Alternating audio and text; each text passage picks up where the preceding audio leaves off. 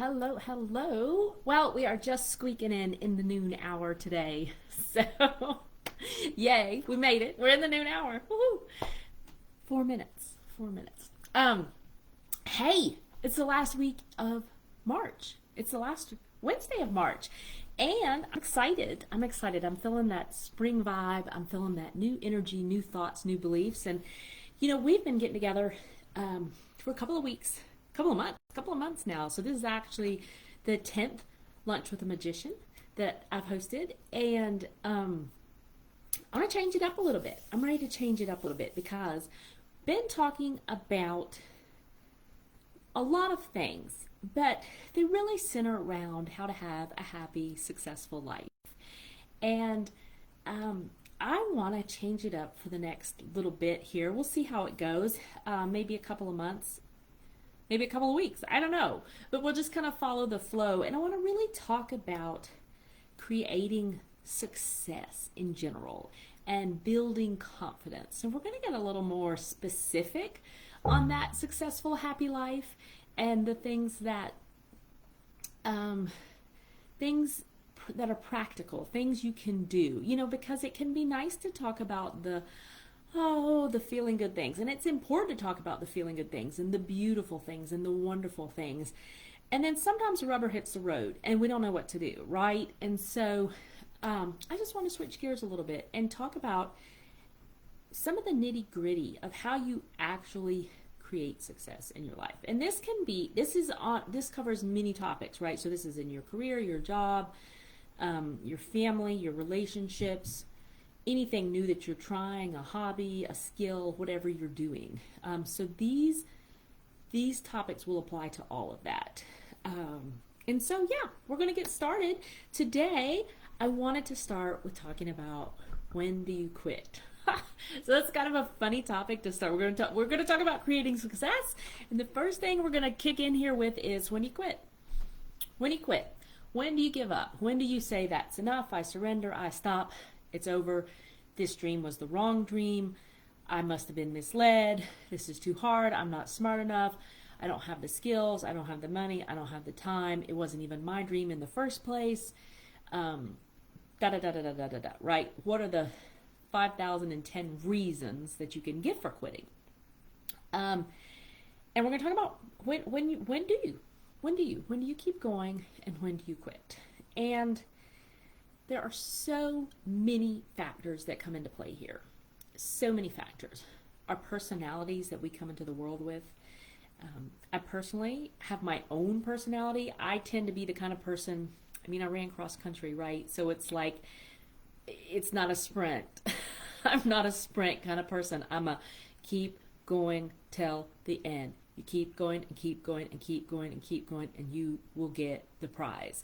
And you'll see that in my personality. I will keep going and keep going and keep going. And sometimes after maybe the effort is not producing the results, right? Like I will just keep at it. Some people give a good try. If it doesn't go, that's it. That's how they are. Some people will, if all of the right things are in place, the right people, the right environment, the right this, and they'll feel a feeling, and they'll be like, yeah, and they'll keep going. Some people interpret adversity as meaning they're on the right path, right? So there's so many different personalities. I think, like I said, maybe I didn't mention it before, but I have 3 children. And I think one of the greatest blessings of having 3 children is that I know there's just no telling, right? Like you have one and you think, oh, okay, I figured out this child's personality and how to encourage him and how to keep him motivated, inspired, or whatever it is I think that my role as a parent is. And then you have another and you're like, wow, none of that worked. None of that worked. And his success is primarily because of him and has very little to do with me. Maybe I didn't get it his way, right? And then you have a third and whoa, then you get knocked down again, like, who is this personality? So I don't know, maybe you have multiple children, maybe you have none, maybe all your children are exactly the same, but mine are so different. And watching them try to do things, watching their reactions, watching the response that I have inside trying to help them, has been such an educational process. It's the same like with coaching, you know, because when you work with so many different types of people, you get to know their personalities, and then you have a response to their personalities based on what's going on inside you. But here's the other thing: there's the personality that you come into with, right? You sort of have a success type, and then you have stories. You have stories that you are bringing with you. And the longer you live, the more stories you have. And maybe not. Sometimes you can just live with one, like, solid story. Well, okay, let's put it this way. The longer you live, the more stories you have that back up the beliefs that you have. So you may have a lot of beliefs, or you may have like one central core belief or something like that, but you're going to have more stories to back that belief up. And this just goes back to your childhood, back to when you were growing up, who was around you, parents, teachers, other family members, or maybe you didn't have any, right? Maybe you didn't have any. Maybe nobody was there encouraging you. Worse, maybe you had somebody actively detracting from your success, right? You know, some people grow up in an environment, my mom calls it crabs in a pail, right? Where, like, if you put a bunch of crabs in a pail and one tries to get out, the others will drag it back down. They're like, don't leave us. So some people grow up in an environment like that. And depending on whether people were well-meaning, ill-meaning, neutral, just living, whatever they're doing, you still have picked up a lot of conscious and subconscious messages about success, how to accomplish something, when to quit, when to keep going. Good example. You know, I had a rule always, it was like my own internal rule. It wasn't like, this is the rule. But if my kids wanted to try something, we would give it a go. Like, whatever it was, I would do my best to figure out how we could make it happen, you know, whatever it was. But once they started, we had to see it through to some stage, right? So, like, if it was a sport, we're going to finish this season. If it's an art lesson or something, we're going to at least stay till the end of class, right? I mean, with the exception, it was absolutely horrible and someone was crying. And this is where it gets a little touch and go, right? Because you can kind of set some guidelines. So I guess that's a better word. You may have some guidelines. And then you've got to adjust, right? Now, I'm going to switch gears for a moment, because right now I'm sort of talking about kids, and in that sense it's very different because I'm guiding them towards success. But what I want to talk to you about today is you guiding yourself to success. And you have to know what stories you created growing up. You know, were you somebody labeled a quitter? Did you start things and when it got hard you threw up your hands? When things got hard, did you like it more and you gave more effort? Were you somebody who just kept trying and trying and trying and trying and trying and never got any results? Were you somebody that tried and always succeeded? You know, were you a very smart person in a very easy school situation, and so you actually didn't really have to try, but you just always had success? Were you somebody that had a learning challenge, you know, and you were in an environment that was unrecognized, and you tried and tried and tried and you couldn't get success? Right, so all of these types of things can happen. You could be a messy child. I was a very messy child. I'm somewhat of a messy adult. And be told, like, you're so messy, you're chaotic, you're going too fast, you know what, and you know that can ingrain stories in you about when to quit, when it's acceptable, how to move forward, how much you can accomplish, you know, is there a place, you know, can you be successful at all? And the most important thing to recognize about all these stories, one, we all have them. Two, we've all developed beliefs about ourselves and our ability to have success and what our personality is. Usually a judgment, right? It's usually a judgment about ourselves, in terms of, like, you know, the best example I think I can always give is, like, if someone's been labeled a quitter. If they start things and then they may have a very strong internal guidance, and their internal guidance may say, this is not for me. And so they just stop. And in our society, you often get labeled a quitter. Does that mean they're a quitter? Maybe. Maybe they just quit doing something they didn't want to do anymore, you know? And so you gotta know how these stories and how these things have shaped the way that you treat yourself, and have you made judgments about yourself because of them? Because the bottom line is, none of these ways of being is good or bad. It's not right, wrong, or indifferent. They're just different ways of being. And our beliefs about them are just different beliefs about them.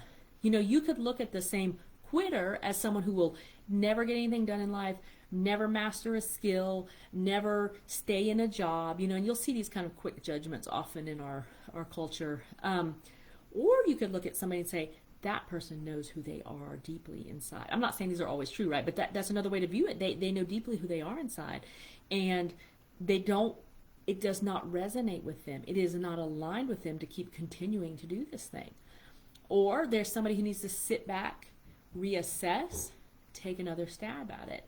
So all of these stories about your own success style are yours, and yours personally, and yours alone. And they're not right, they're not wrong. There's no way to do it. There's no wrong way to do it. You're not doing it wrong. It's not that you need to know more, do more, be more, or have more. But you do have to be aware of what you're bringing forward with you if you're working to accomplish a dream, working to accomplish success at something. And so here's the answer. When do you quit? When do you quit? You never actually quit. So you don't ever quit. You don't quit. You might take a break. You might rest. You might reassess. You might pivot. You might go a different direction. You might decide. You might refine. But you don't actually quit. There's a great meme. I know I've shared it a few times. I'll put it in the comments below. But it's a big lion, you know, and he's like, you know, when you're tired, learn to rest, not quit.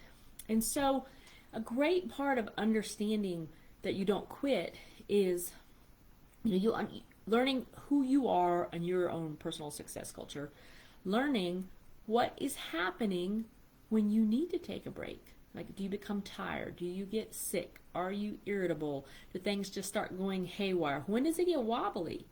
You know, learning to be attuned to that and to know now's the time to take a break. You don't have to become a raging ball of frustration before you let yourself take a break. You don't have to work yourself into exhaustion and let sickness, right, make you take a break. You can learn to become more sensitive to these signs of when you need a break. And it could be, like I said, you may fully reassess your dream and what you're working towards and pivot in a completely 90-degree, 100-degree direction. But you never actually quit on the dream. And the reason, because life does not quit for you. Once you have put a dream into motion, once you have set it out there, once it has become real in your mind, true to your soul, you can't quit. And if you do quit, you're going to get sad, you're going to get sick, you're going to get tired, bitter, resentful, right? You have basically tried to put, you know, there's a flow of water and you've just dammed it up. You have dammed it up and said, nope, it's not going to go. And the thing is, the water's still coming, right? The river is still raging, and that's just building pressure, pressure, pressure, pressure, pressure. So you can't quit. You can take a break, but you cannot quit. All right. That is what I wanted to share with you today. If you've got a dream that you're working on and you're like, okay, Jane, that's great. I can't quit, but I'm really uncomfortable and I don't know which way to go. Or I am sick and I'm tired and I don't know, or I'm bitter or resentful and I have this, but I hear you, I hear you, I hear you, and I still know that dream is there and I still have it and I'm still working toward it. And you want a hand, you want a guide, you want someone who can walk with you on that journey. Hey, reach out, send me a DM, you can comment below. You can find me right here most any day. I've just created a great new program I'm so excited about to help you learn how to create success on a daily basis in your life, how to build that confidence muscle. And I can't wait. I'm really tickled to share it with you if it's right for you. All right, you all have a wonderful rest of your week, and I will be talking to you next week when it becomes April. All right, talk to you soon.